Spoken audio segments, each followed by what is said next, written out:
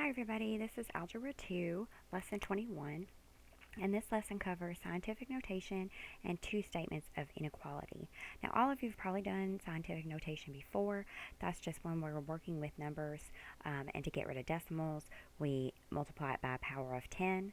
So this one is 10 squared, which would be 100, so we're multiplying this number by 100.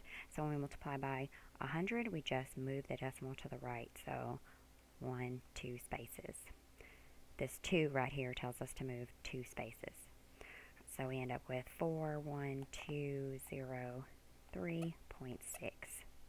This decimal this power right here tells us to move 4 spaces. That would be 10 to the 4th. So we're going to move 1, 2, 3, and then we need an extra space. So we just write the whole thing and one extra 0 on there.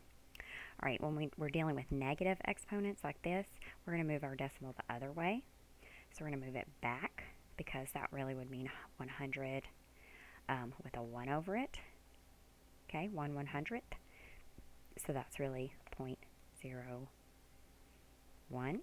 So we're moving our decimal to the left. So we'd have 4.12036. This one tells us to move it 4 spaces. So 1, 2, 3, and we need an extra one. So 0.041236. Okay, so that's the basics of scientific notation. Now, the thing to remember when you do scientific notation, to properly put something in scientific notation, you have to have one number, then your decimal point. So if you had 30.27 and you want to turn that into scientific notation, you're going to have to move that decimal 1 to the left. You want to have one whole number, then your decimal. So you'd have 3.027 times 10 to the negative 1 because we moved it back 1. Okay. All right, so the problems that they're going to give you for this is going to be multiplying and dividing numbers that are in scientific notation. So here's example 21.1, and it has 0.0003 times 10 to the negative 6, and we're going to multiply that times 4,000. And then on the bottom of our fraction bar, so divided by 0.0, we got 206 times 10 to the 15th, and we're going to be multiplying that by 2,000 times 10 to the 4th. Okay, so these are not in proper scientific notation because we have all these zeros. We don't have a whole number, so we have to get these into proper scientific notation as the first step. All right, so first I'm going to take this one, and I'm going to need to move this decimal 1, 2, 3, 4 spaces. So that would be negative 4. Okay, so I'm going to have 3 times 10, and it's a 3 because I moved it to right here. So all I have left is 3 times 10 to the negative 6 plus negative 4 because I moved it 4 spaces. So that'd be times 10 to the negative 10. Okay, so that's that one. This next one, I'm going to change that to scientific notation, so I need to move this 1, 2, 3 spaces. So 4 times 10 to the 3rd. Okay, so if we're taking a whole number and we're converting it to a decimal, we're going to have a regular exponent, not a negative.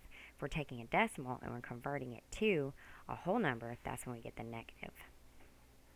All right, now we'll do these bottom ones. 1, 2, 3. So that'll be 6 times 10, and that would be a negative 3. So 15 minus 3 would be 12. So 10 to the 12th. And then this one, we're going to move it 1, 2, 3. So that would be 2 times 10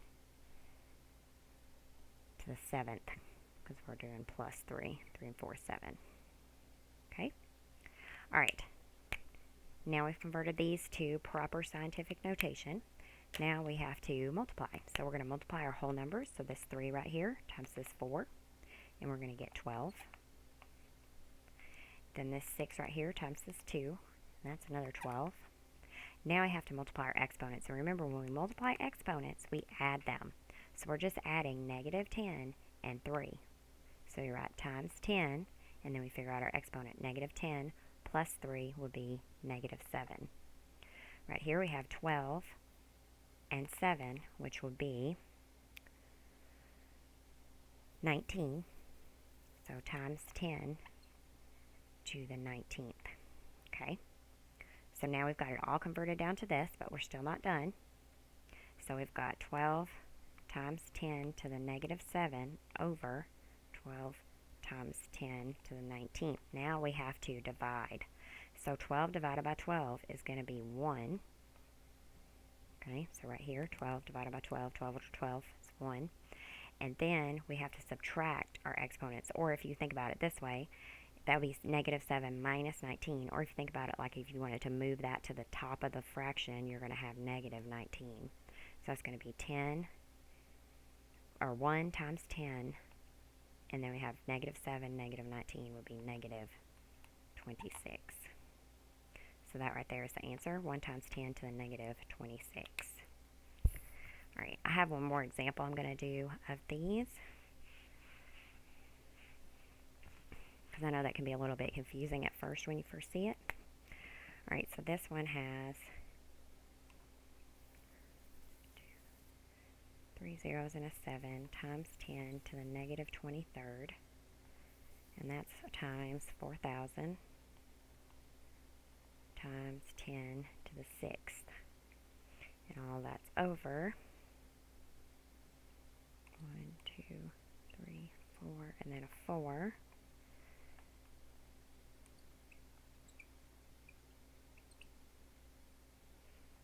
Okay. Alright, so first I'm going to convert these to proper scientific notation. So this first one I have to move it 1, 2, 3, 4. And I'm going to get 7 times 10. And I moved it from a decimal, so that's another negative 4. So that would be negative 27. 23 and negative 23 and negative 4, negative 27. Okay, that's my first one. Here I'm going to move 1, 2, 3. So I'm going to have 4 times 10, and I moved it 3, and that is plus 3. 6 and 3 is 9. Okay, there's my top. Now I'm going to do my bottom. 1, 2, 3, 4, 5. So that would be 4 times 10 to the negative 5th. I started as a fraction. I started as a decimal, so I'm going to have a negative exponent. This one I'm starting as a whole number, so I'll have a positive exponent. 1, 2, 3, 4, 5, 6. So I'm going to have 7 times 10 to the 6th. Okay, next step is to multiply.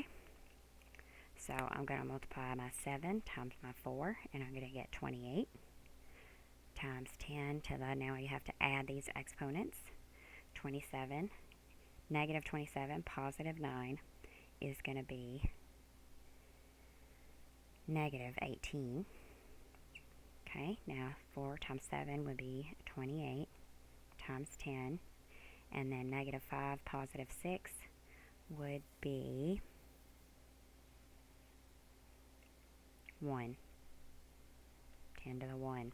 Okay, we're not done. Now we have to say 28 times 10 to the negative 18 over 28 times 10 to the 1. And I'm only rewriting this right now because I don't have room. You could just put an equal sign and put your answer over here. Alright, so 28 over 28 is going to be equal to 1 times 10 to the, this means we've got to bring that up, so minus 1 would be negative 19. And that's the answer. Alright, the next part of the lesson is about two statements of inequality. So these are going to be word problems. And these problems are really important because I have seen ones just like this on ACT practice tests several times. So this is something you're going to need to know for the ACT. Alright, so this is 21.2. And the question says, the ratio of two numbers is 3 to 4 and their sum is 84. What are the numbers? So we've got a ratio of 3 to 4 and a sum of 84. and we have to figure out what these two numbers are. So when I make up a variable for each of these, I'm going to use my ratio to make my variable. So I'm going to say 3 to 4, and my ratio is going to be numerator to denominator. So I'm going to call one n and my other number d. You could say top, bottom, t and b. You can make it be whatever you want, but that way you don't get confused. Alright, so we can make a couple of different equations out of this information that we have here. This first one, we can cross multiply, so we can say 4n equals 3d. So first what we're going to do is cross multiply that to get that equation. Then we've got this equation right here. The sum of the two numbers is 84. The two numbers are n and d, and sum means add. So sum plus means n plus d equals 84. Sum is plus, so we're adding our two variables to get 84. Alright, I still can't use substitution anywhere yet. So I am going to have to rearrange this problem, and I'm just going to make it be d equals, I'll make it be n equals 84 minus d. So all I did was do minus d and minus d over there. Okay. So now I can use substitution because I have an equation with a value for n. I'm just going to plug this value into this equation. So I'm going to say 4n equals, wait, my n value has to go there. So 4 times n, which is 84 minus d, equals 3d. Okay? Now I'm going to rainbow that. So I'm going to say 84 times 4. 4 times 4 is 16. 8 times 4 is 32, 33, 336. Minus d equals 3d. Okay, and now I'm going to get my variables on the same side of the equation. Oh, wait, I forgot to do 4 times d. So it's minus 4d. Okay, now I'm going to get my variables on the same side of the equation. Plus 4d. Plus 4d. I'm going to have 336 equals, it's canceled, 7d. So now I got to divide by 7. So I've got 336 divided by 7. 7 times 8, no, 4 times 7, 5 times 7, yep, 4 times 7 is 28, and then we would have 56, 7 times 8 is 56. Alright, so that means that D equals 48. So I know that D equals 48, and I'm trying to find N equals next. Alright, so if I've got D equals 48, and I'm trying to find the N number, I can just plug it into one of these equations. So I can say N equals, I'm using this one, 84 minus D, which is 48. So I'm going to say 84 minus 48. It's 6 and 8 is 14. 7 minus 4 is 3. 36 is going to be my other number. Okay, so basically you're just using substitution, but you have to take the equations out of the word problem. Alright, we're going to try another one like that. This one's a little bit different though. This next one says the sum of two numbers is 128 and their difference is 44. What are the numbers? So we know that their sum means add, so we have two numbers with a sum of 128 and a difference of 44. Okay, so I'm going to name these two numbers large and small. So I'm going to have L and I'm going to have S. I'm going to figure out the large number and the small number. And this is the kind that I saw on the ACT practice problems a bunch. Alright, so this is saying that my large plus my small is 128. So L plus S equals 128. This is saying the difference, so my large minus my small is 44. So L minus S equals 44. Now if we look at this, we could use substitution to solve this. We could rearrange one of these problems and plug in the numbers. An easier way to do it would be to use elimination, because these stack right up on top of each other. So I've got L plus S equals 128. L minus S equals 44, and I'm just going to add these two equations together. L plus L is 2L. These two cancel each other. Then I just add this. 8 and 4 is 12. 4, 5, 6, 7, and I get 172. Now all I have to do is divide by 2. So 172 divided by 2, I'm going to get 8, 16, 1, 86. So my large number equals 86. Now I just have to find out what my small number equals. And we know that it's large minus the small is 44, so we can say 86 minus S equals 44. And then we can just do, oh no, let's not do that one. Let's do large plus small. So 86 plus S equals 128, and then we just subtract 86. And we got 8 minus 6 is 2, and 8 and 4 is 12. The other number is 42. So we've got 86 is the large number and 42 is the small number. So basically we're just making equations, and then we're using substitution or elimination, which we already know how to do to solve for the unknown. Alright, go ahead and pause the video and do the practice problems, and then I will work them out for you.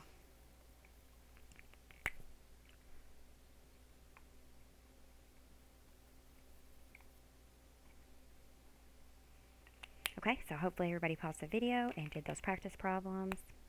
Practice problem A is a ratio one. So it says the ratio is 4 to 5. And I'm going to name that numerator and denominator. And the sums, that means N plus D, equals 108. Okay, I'm just going to rearrange this one and make it say D equals 108 minus N. And then I'm going to cross multiply here and get 5N equals 4D. Then I'm going to sub in that value for my D. So I'm going to say 5N equals 4 times 108 minus N. Okay, then I'm going to rainbow, so 5N equals 4 times 108 would be 432. 4 times 100 would be 400. 4 times 8 is 32. Minus, rainbow here, 4N. Okay, now I'm going to get my variables on the same side. That was unnecessary, that. Okay, so I'm going to say plus 4N right here and plus 4N right there. Those cancel, and I'm going to get 9N equals 432. Now divide by 9 on both sides. Hope you guys can see that. 432 divided by 9. 9 times, let's see, 4 is 36.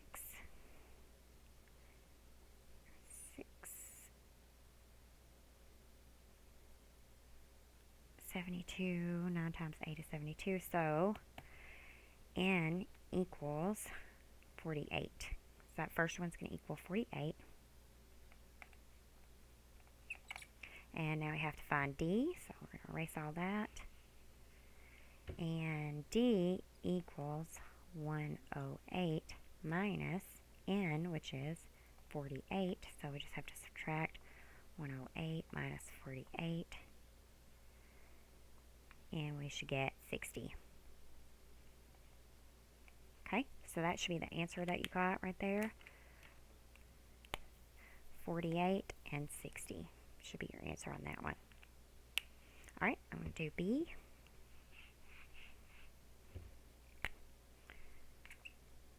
B says the sum is 136. The sum of two numbers is 136. The sum difference of the two numbers is 50. Find the two numbers. So we know that our sum is 136 and our difference is 50. And I'm going to name them large number and small number. And I'm going to say my large plus my small equals 136.